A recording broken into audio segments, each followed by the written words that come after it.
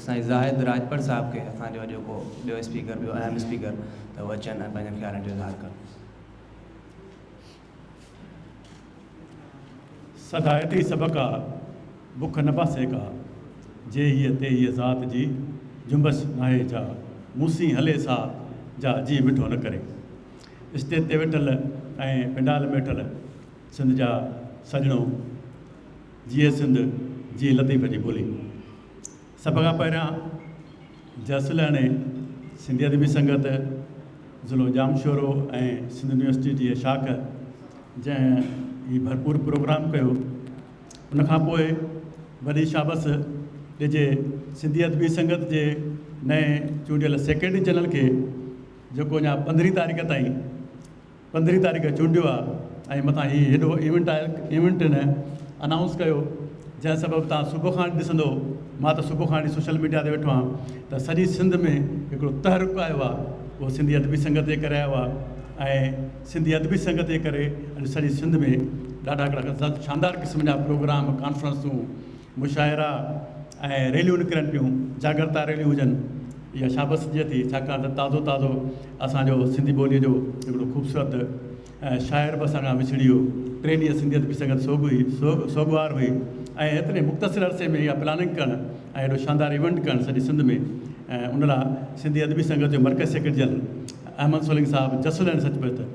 ऐं जॾहिं हाणे सिंधी ॿोली क़ौमी ॿोलीअ जो मामिलो अचे थो या मादिरी ॿोलियुनि जे जो मामिलो अचे थो, त असांजे यकदमि ज़हन में इहा ॻाल्हि अचे थी त हीउ मामिलो को बंगाल मां उथियो ऐं बंगाल ने उथारियो। ऐं सचुपचु त बंगाल में मादिरी ॿोलीअ जे मसइले ते जॾहिं बंगाल आवाज़ु उथारियो त असांखे ॿी का ॿोली नथी खपे, असांखे मादिरी ॿोली बंगाली ॿोली खपे थी। त उन ते रियासत, उन ते कावड़ी ऐं समय ऐं शागिर्द मारिया विया। अॼु जेको 21 फेबरवरी जो ॾियारु असां मादिरी ॿोलियुनि जो ॾियारु मल्हायूं था, उन जे तवसत सां मल्हायूं था, पर मादिरी ॿोली जो हीअ तहरुक अॼु जो न आहे। इहो तहरुक सिंध जो तहरुक पैदा कयल आहे।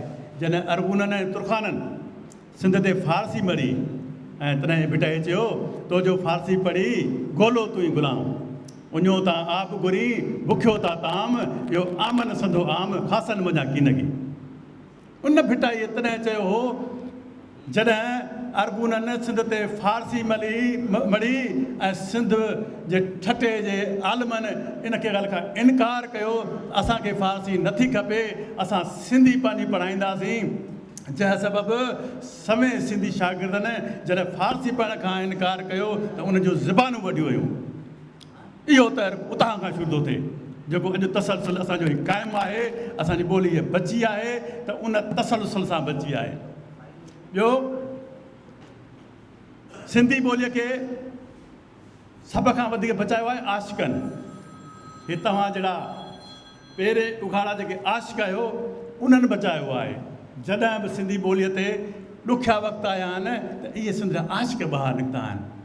तव्हां ॾिठो त जॾहिं दुनिया में कंप्यूटिंग जो सिस्टम शुरू थियो त सिंध जा अहिड़ा आशिक़ निकिता जिन इहो न ॾिठो त असांखे पैसो कमाइणो आहे, सिंधी ॿोलीअ खे कंप्यूटिंग ते आंदो, जंहिं सबबु सिंधी ॿोलीअ में पहिरीं अख़बार अवामी आवाज़ तव्हांजे कंप्यूटर ते निकिती।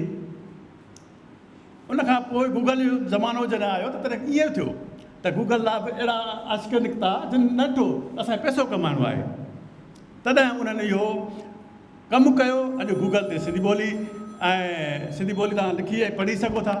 अहिड़ी तरह AI जे ज़माने में बि अहिड़ा आशिक़ आहिनि। जेसीं ताईं तव्हांजा हीअ आशिक़, सिंधी ॿोलीअ जा आशिक़, धरतीअ जा आशिक़ जहिड़ा आहिनि, हीअ सिंधी ॿोली वधंदी रहंदी। ऐं उन सां गॾु मां सिंधी अदबी संगत सेक्रेटरी जनरल खे हिकिड़ी गुज़ारिश कंदुसि त साईं, हींअर हिकिड़ो सिलसिलो हिकिड़ो नओं शुरू थियो आहे त स्कूलनि में हाणे अॻु में चवंदा हुआ उर्दू पढ़ायो, पर हाणे पढ़ायो न, उर्दू ॻाल्हाइण ते बंदिश आहे। शहरनि में त अलॻि ॻाल्हि आहे, हा सिंधी ॻाल्हाइण ते बंदिश आहे, शहरनि में त अलॻि आहे, पर असांजे ॿहिराड़ियुनि में नौशहर फिरोज़ में वञो, कंडियारे में वञो, खैरपुर में वञो, उते चवनि था त पढ़णी बि तव्हांखे उर्दू आहे, ॻाल्हाइणी बि उर्दू आहे। TCF जा स्कूल आहिनि ऐं सिंध लीडरशिप जा स्कूल आहिनि, अहिड़ा खोड़ स्कूल आहिनि उन लाइ सिंधी अदबी संघ जो सेक्रेटरी जनरल वेठो आहे। मूंखे उमेदु आहे त हिकिड़ो तर्क पैदा कंदो त जीअं पाण इन ॻाल्हि में कामयाबु वञूं त हुननि खे सिंधी पढ़ाइण ते मजबूर कयूं, न रुॻो सिंधी पढ़ाइण ते मजबूर कयूं त उते असांजा शागिर्द बि सिंधी ॻाल्हाए सघनि। छाकाणि त जेकॾहिं असांजी ॿहिराड़ी आहे, जेका सिंधी माउ, जेका ॿहिराड़ी जी माउ आहे, उहा पंहिंजे ॿार खे नस्ल ॿोली ॾींदी थी अचे, पर उहो ई मासूम ॿार जॾहिं उते उर्दू ॻाल्हाइणु शुरू कंदो त असांजी ॿहिराड़ीअ में जॾहिं जेकॾहिं ॿी ॿोली ॻाल्हाई वेंदी त पोइ असांजी ॿोली किथां बची सघंदी। सो हिन लाइ हिकिड़ा अहम चैलेंजिस आहिनि ऐं मूंखे उमेदु आहे, वक़्तु बि घणो थियो आहे ऐं असां सेक्रेटरी जनरल सिंधी अदबी संघ ते वेठो आहे ऐं गुज़ारिश आहे त इन कम ते ख़ासि ध्यानु न वञे। तव्हां दोस्तनि जी महिरबानी। सिंध मौजूदु, सदा मौजूदु। वॾी महिरबानी साईं ज़ाहिर साहिबु।